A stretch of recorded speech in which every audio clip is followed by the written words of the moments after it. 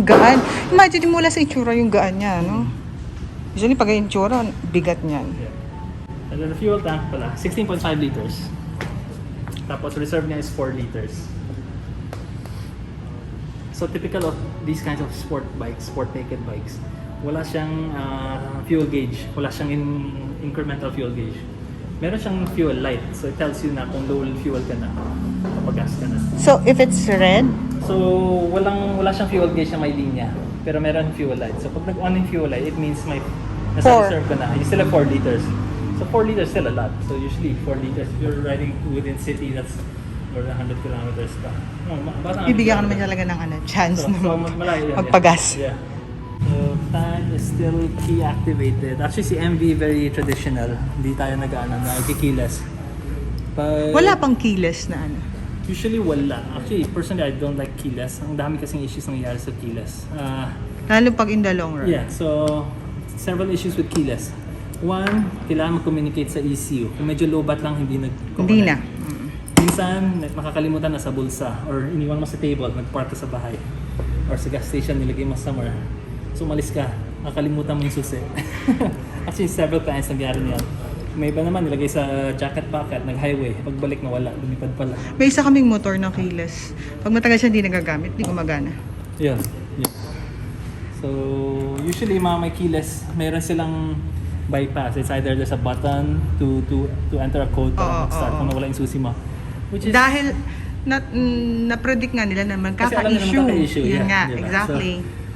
So, less electronics or less gadgets, less problems. Diba? So, ang problema, hindi lahat may patience or high-tech na intindihan. Exactly, yun. Oo. Mamaya, yung mga iba, kailangan pa, pindot pa. So, may code pa. Right. Ayan. And then the side mirrors, yeah. So they just fold in and out if you're not using them. And then may integrated siyang lever guard, hand guard. So when you're riding, walang katama sa kamay mo. Hindi mo na kailangan bumili. Yeah. So yun usually accessory yan. Oo nga eh. Yan, dito na siya. Ano ba to? This is functional. Ito yung mismong air intake sa makina. Diyan sa nag-i-intake ng hangin papunta sa throttle bodies.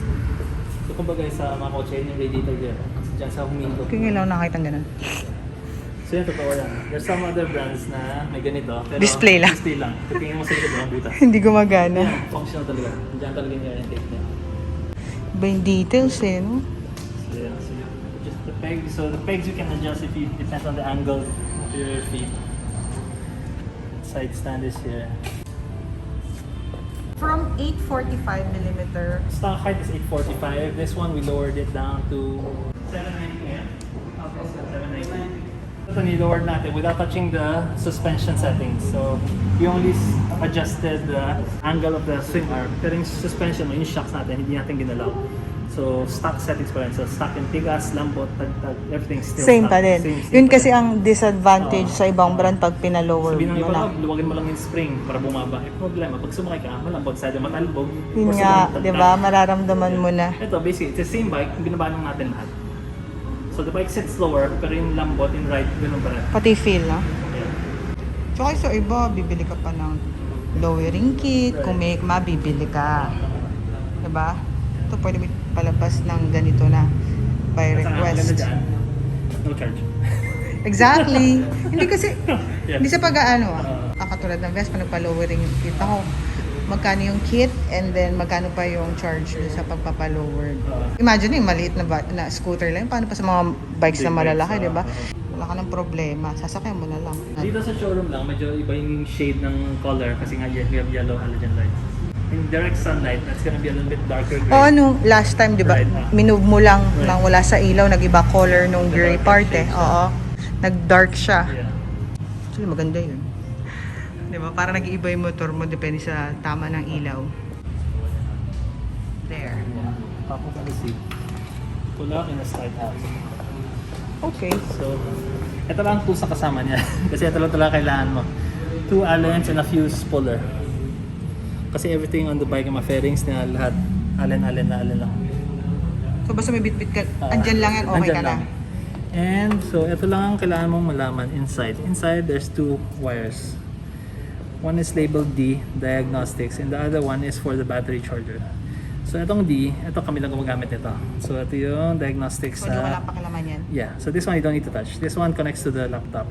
If we need to update the software or pag mag-service tayo, we'll check any errors on the bike with that. This is the only one you need to remember. This black and yellow plug, ito para sa battery tender. Okay. So meron akong binigay na battery tender. Oo, dyan kinoconnect pala yun. Just plug it to that and then plug mo na sa outlet. You can leave that on whenever. You can leave it as long as you want. Walang problema sa battery. Safe yun. Automatic siya. So if you're gonna park the bike weeks at a time, walang gumagamit. Kunyari, out of town ka, iwan mo isang linggo. You can, actually, don't need to charge it kung 1 week lang. Pero may iba, just to be sure, iniwan na, naka-plug in, naka-plug sa outlet. And no worries. No worries. Automatic. It's gonna keep the battery at perfect voltage.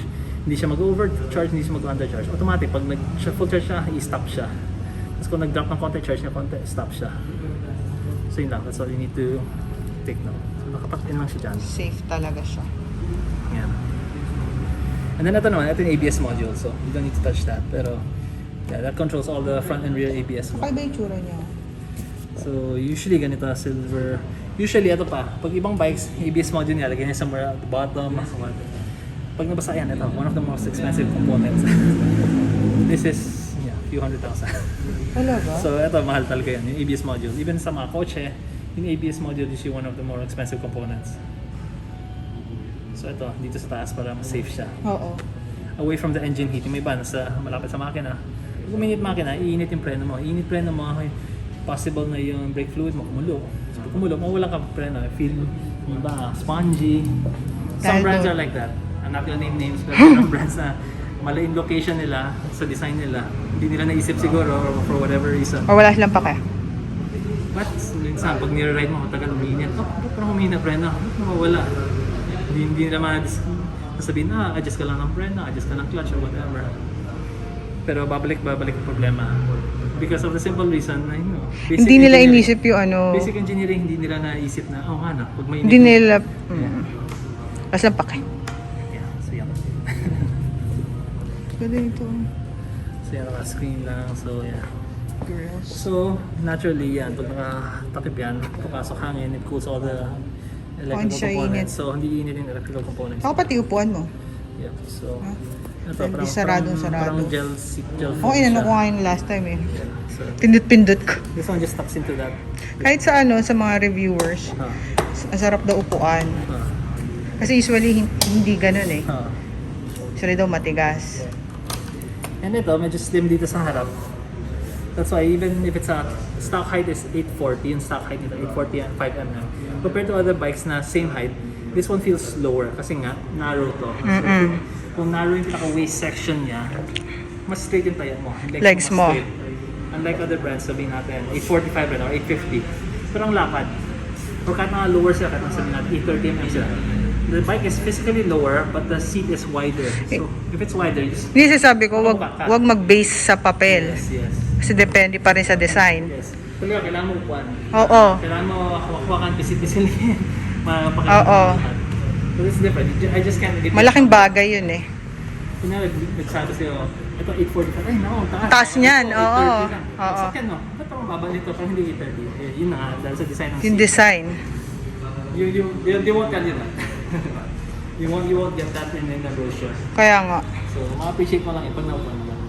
Stock tire pressure is 33-32. So, hindi natin kailangan i-over pressure. So, usually kasi for sport bikes, they go around 36 and 42. So, medyo matagtag yan. So, sa atin, 33-33. Okay. Yeah. So, you can give it 30. Pwedeng same, no? Yeah. So, actually, since it's a wider tire, 33 pressure, medyo malapot yan. So, yeah, you can start off with 33-33 and then pakiramdaman mo na lang. If you feel na medyo parang magbigat siya sa cornering, you can increase the tire pressure. So usually naman, kung mainit yung wala, kung long distance na, magka-highway ka, pag uminit yung tire pressure, you're gonna bump up the tire pressure by 1 to 2 psi pag uminit na tires. So every time you're gonna check tire pressure, ideally, check it cold tires. So bagong start sa umaga, check mo muna. Ganun pala dapat. Yeah, kasi pag mainit na, kunyari nag-highway ka, tapos nag-check ka ng tire pressure, tapos nagdagdag ka, pag lumamig yan, iba yung tire pressure. Mag-iba ulit. Yeah, iba. It's not the same May tire epekto. pressure. And then, both brakes and clutch are hydraulic. So hindi siya mechanical. So both of them are adjustable reach. So ito, may rotary knob lang. So you just move this. Move sa mas malapit, yeah, then mas malayo. So para sa fit na lang sa reach ng fingers mo. Same with the clutch. May rotary knob adjustment. Dali i-adjust mo. Yeah, just this lang. Malapit na siya.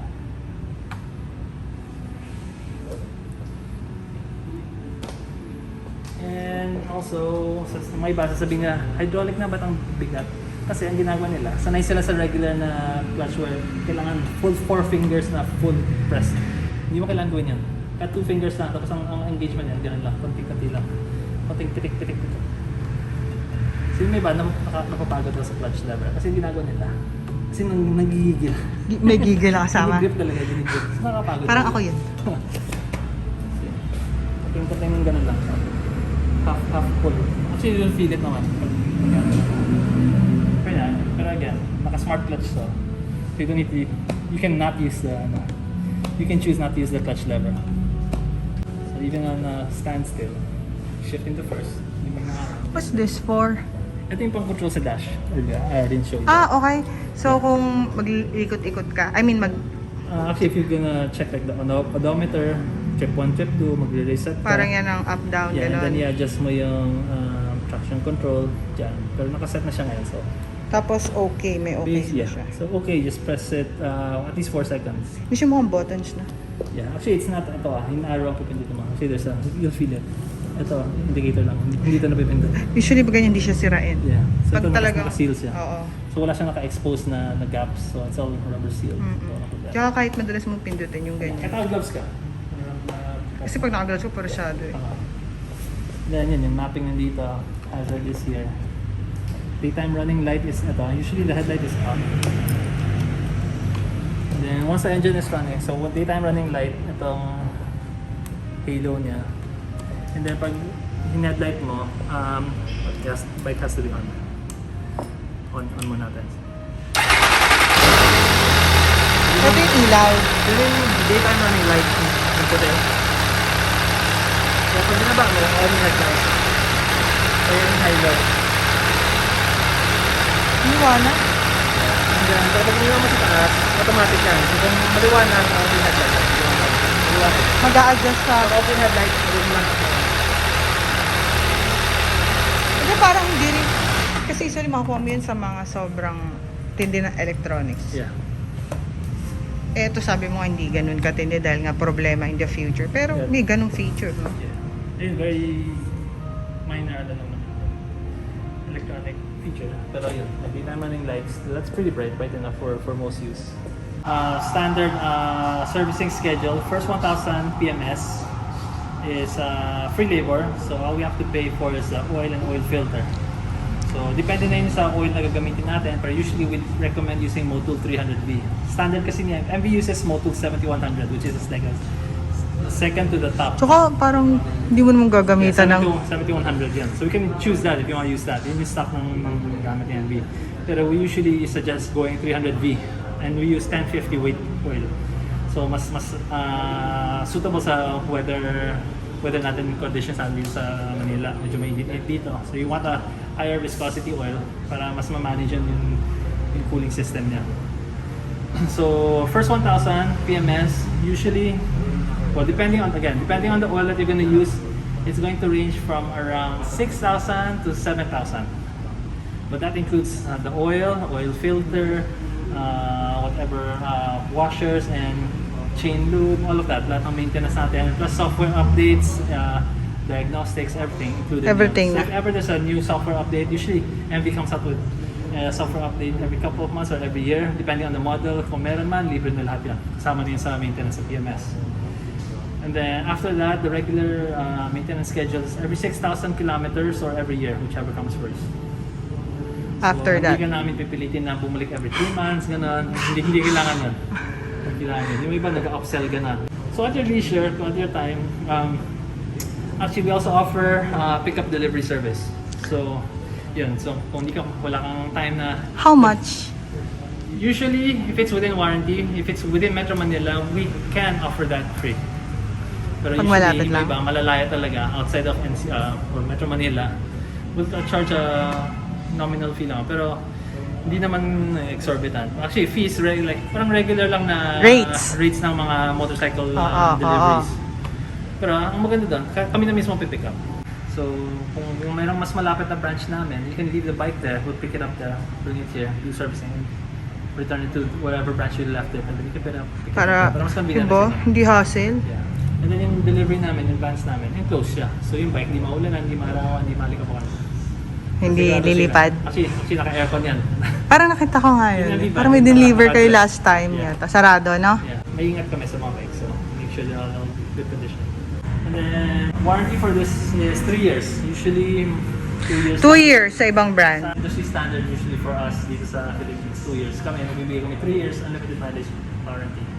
And ang maganda pa dyan, since we're the official MV Agusta distributor, we deal directly with MV Agusta Italy in terms of warranty. So if there's any warranty concerns, very responsive ang factory sa atin. So mukha naman. So if we have any warranty claims, typical turnaround time namin is 1 week. Within, so okay, to be safe, 8 days to 10 days nalinig na yung pyesa. That's typical. That's typical for regular warranty. Iba months. Yeah, that's ano pa yan hindi yun rush hindi yun rush shipping, hindi that's just regular hindi pa. warranty. Yeah, walang normal pa na ano yung request. Express, walang expedite delivery, wala. We delivered the bike to you fresh, di ba? Brand new yan. So if there's any issue na it shouldn't be the case, yes, they should replace it at their cost, di ba? At your convenience, di ba? Dapat hindi ka mabala, hindi mo na yung paproblemahin yung babayaran mo. Totoo, hindi totoo. We make it as a smooth and comfortable transaction as possible for our clients. So that's the thing, being a premium brand, you have to take care of not only the brand, you also take care of the client. Gusto mo, in top condition yung bike. Kasi for the safety rin ng client. Even if no matter how good the bike is. Exactly. That's not best bike in the world yan, even if it's the most expensive bike in the world. Pag lumapas ka, tapos ang pangaramdam mo, you're not gonna like the bike. Every time you're gonna ride it, kung sa mga loob mo, may inisip lang, di ba ganyan. So, papangit na yung experience mo, no? Yeah, so it has to be a good experience, all throughout ownership of the bike. Bihira yun. Yeah. Kami rin. We also do servicing for bikes that were mga older bikes, mga galing sa previous importers, mga gray market. We service all of those bikes and we don't charge extra for that. Basta MV. So we don't have like a portage fee or a registration fee or acceptance fee like some other brands. Storage fee. Walang ganun. Kasi may mga brands na lahat ata nung lahat ng fees na pwedeng ibigay. basahan. Alam mo yun. Basahan. Totoo. Pati basahan may bayad. Yeah. Sinusupport namin yung client. At the same time, the factory is supporting us. So we're supporting all MV. Nagagawa niyo yun. All MV bikes. So even if the bike didn't come from us, we'll repair them, we'll fix it. As much as possible. Basta available yung parts sa factory, we'll order it for So inalagaan talaga yung name nung yes. company. Kasi iba parang bahala, hindi nyo sa amin kinuha yan eh. So yun nga, sasabihin nila, sa ibang yung binili, sa ibang yung paggawa. Kahit kung tutuusin, paalagaan mo yung name, di ba? Right. So we're here to take care of the brand. So we want to make sure na MV Agusta is a reliable brand. It's a reliable brand, reliable bike. So gusto natin, masaya lahat ng MV owners. So MV Agusta family. Yeah.